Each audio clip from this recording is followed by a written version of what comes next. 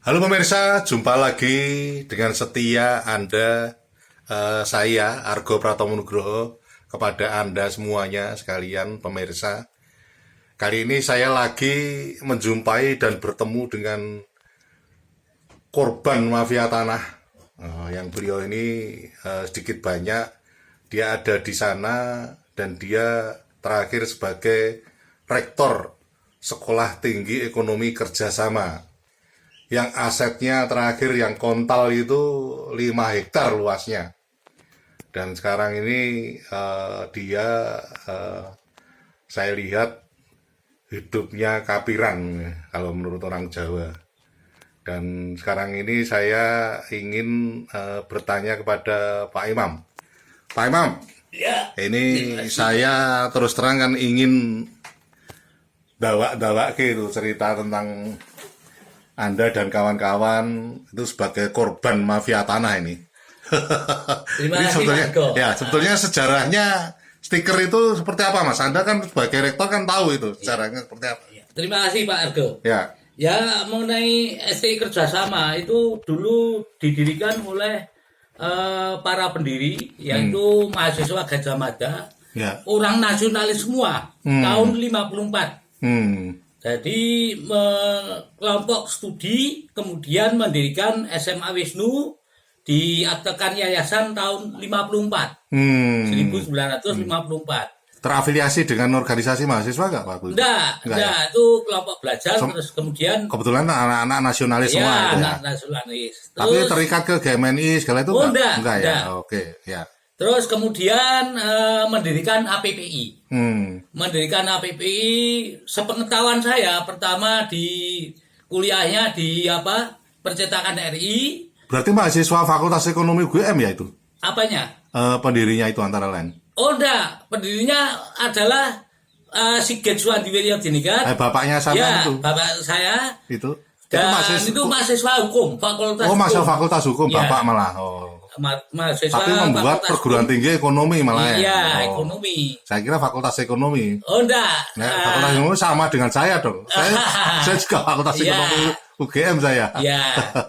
Nah, ini kemudian di Condro, Suryo Condro yang sekarang rumahnya Gusti Pembayun itu Ya. dulu awal mula dari APPI. Oh, kampusnya di sana. Kampusnya di Condro. Di Panembahan itu ya? Ya, Oh. kemudian pindah Lang Nasran. Wetan saya, wetannya rumahnya Pak Sigit, Ya. bapaknya situ ya. Ya. Omah Tabon ya.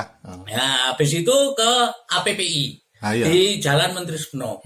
Pada waktu pembangunannya itu saya pernah diajak untuk yang bangun pertama kali itu PT Makadam Jakarta. Oh. Gedung yang masih utuh sekarang nih. Iya, iya, iya. Itu PT Makadam Jakarta.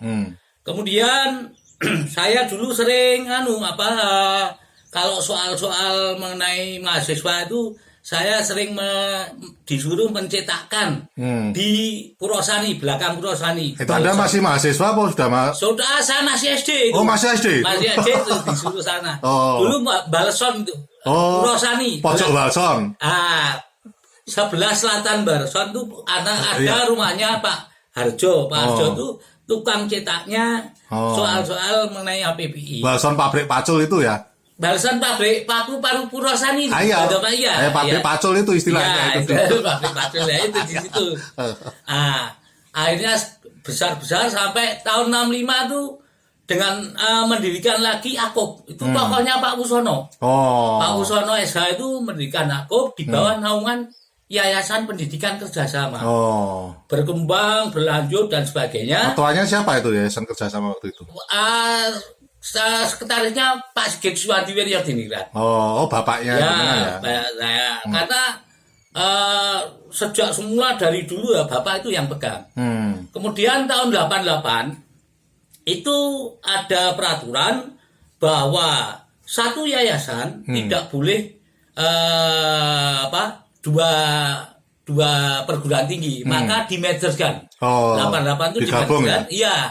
Itu menjadi Sekolah Tinggi Ilmu Ekonomi Kerjasama Disingkat stiker ya. Disingkat stiker, kampusnya di Jalan Pelengritis, kilometer 3,5. Kilometer 3. Di situ ada 4 jurusan. Sekaligus itu kampus terpadu itu. Kampus terpadu. Yang luasnya saya bilang tadi 5 hektar lebih. 5 hektar lebih ya. Nah, itu ada 4 jurusan. Satu studi ilmu pembangunan S1, satu studi ilmu manajemen S1. Kemudian akopnya D3 pembangunan itu statusnya disamakan. Nah, APPI itu manajemen statusnya D3-nya disamakan, artinya sama dengan negeri, tanpa ujian negara dan sebagainya sudah sampai. Kemudian mendirikan lagi akuntansi, baru terdaftar itu. Nah, tahun 88 itu berjalan dengan baik. Pada saat itu akan terjadi regenerasi tahun 98. Ya. Tahun 88 itu saya sudah mulai meliput stiker, Pak. Oh ya. Ya, karena saya jadi wartawan tahun 81 saya. Oh iya. Tapi itu kan cuma acara-acara formal. Ya. Karena stiker kan belum berkelahi waktu itu. Belum berkelahi, masih pembangunan di Jalan Parangtritis. Iya, di Parangtritis itu ya. Bangun begitu megahnya. Iya. Ya, gedung perpustakaan itu lantai 7. Bahkan kan itu waktu itu kan jadi perguruan tinggi ekonomi terbesar tuh di Jogja. Betul. Saya pernah tanya di Kupertis, di situ ada terdaftar bahwa paling besar menerima mahasiswa adalah di STI Kerjasama. Yang namanya ruang perpustakaan 7 lantai, liftnya 3. Iya. 7 lantai. Gedungnya seperti gedung Gajah Mada, UGM. Saya ngerasakan A, B, C, D. Ngerasakan numpak lift itu saya. Kelingan saya. Iya. Kemudian di ruang ketua STI itu liftnya 2. Iya. Liftnya 2 kalau tidak salah. Iya. Ya. AC-nya banyak ya. AC-nya banyak sekali ya. Tiap ruangan ada. Tiap ruangan ada. Rakitan itu akhirnya dogo bacaan. Fokus saya itu menyelamatkan mahasiswa setelah eksekusi Mahkamah Agung. Tapi tidak sangka sangka terjadi semacam begini. Manusia tidak bisa memprediksi yang akan datang. Secara kalau secara nalar tuh kok bisa seperti ini saya itu mulai tahun berapa ya mulai jaya-jayanya itu, Mas? Jaya-jayanya adalah tahun 90. Tahun 90. Itu mulai jaya 90, 94 sampai tahun 2003. 2003 sudah pecah ramai. Tahun 90-an itu teman saya sudah jadi dosen tempat situ itu. Iya, banyak sekali. Itu di sekolahnya sama Pak Sigit Amerika itu teman saya itu. Jadi gini, orang-orang yang cum laude sama Pak Sigit dikuliahkan di UGM. Dibayar gratis. Ada dari 700 orang tuh ada 11 orang. Cum laude semua. Kalau masuk langsung masuk S2 langsung jadikan dosen. Nah, itu ada 11 orang. Tapi begitu selesai, geger itu kocar-kacir semua. Bahkan dipecah itu. Wah, pecah semua.